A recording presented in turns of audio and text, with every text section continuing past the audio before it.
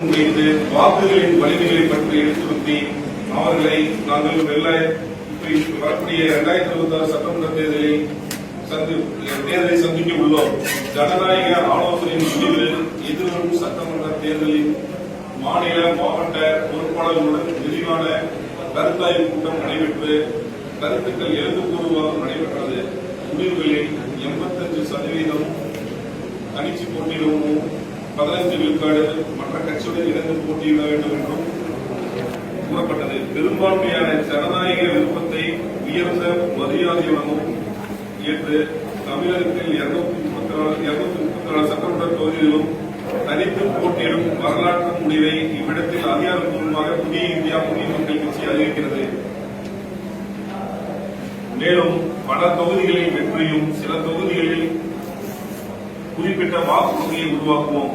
தமிழகத்தில் அரசியல் சக்தியாக நிலைநிறுத்துவோம். எங்களின் தேர்தல் பயணம் தமிழக அரசு வரலாற்றில் புதிய அலைகளை எழுப்பும் என்பதை திட நம்பிக்கையுடன் உங்களிடத்தில் உறுதியளிக்கின்றேன். இது தன்னம்பிக்கை, இது துணிவு, இது மக்கள் மீதுள்ள நம்பிக்கை. இது ஒரு தேர்தல் முடிவு மட்டுமல்ல, இது ஒரு மாற்றத்தின் தொடக்கம். இது ஒரு தலைமுறையின் எழுச்சி. எங்கள் இயக்கம் உறுதியாக நிலைநிறுத்துவது அடிப்படை பங்குகளான சாதி அடிப்படையிலான அரசியலை முற்றிலும் நிராகரித்தல், மதவாத பிரிவினைவாத அரசியலை எதிர்த்தல், மொழி வேறுபாடின்மை அரசு ஆயுதமாக்கும் மனப்போக்கை ஒழித்தல், சமத்துவம் சமதர்மம் ஆகியவற்றை அரசின் மைய கொள்கையாக கொண்டு இந்த தேர்தலை சந்திக்க தயாராக இருக்கின்றோம்.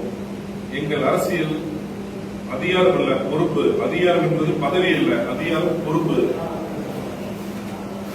மேலும் எங்கள் அரசியல் வாக்குறுதி அரசியல் மட்டும் இல்லாமல்